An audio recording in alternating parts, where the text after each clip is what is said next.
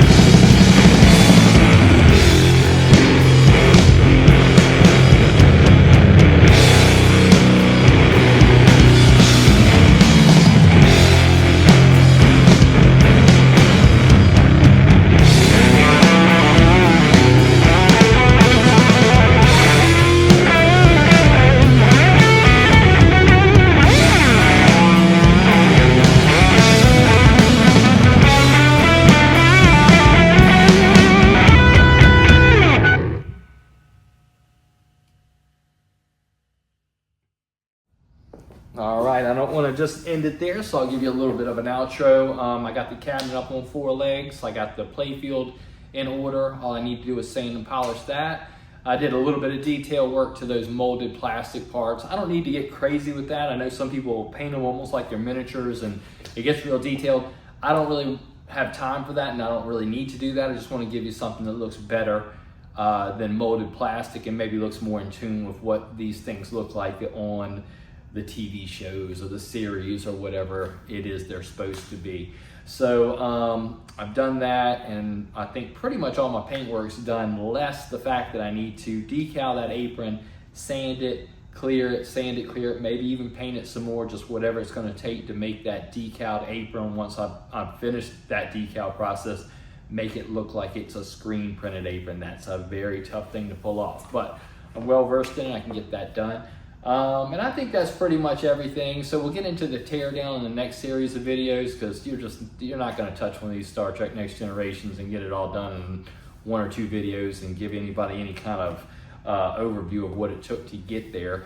But we'll get into the teardown. Star Trek Next Generation, it gets kind of a bad rap as being an unreliable game, but it's really not. The problem with it is there's just a lot there. That subway system is extremely intricate. You're waiting on this opto to do this, to fire that, and all these little kind of chain events need to happen. So it doesn't take much for something to go wrong and make it feel like, okay, this game's not reliable, when the truth of the matter is it's just basic pinball stuff. It's optos, it's wires, it's switches, it's solenoids. You just need to make sure there's just more of it there. That's what I want you to know, just more of it to go through.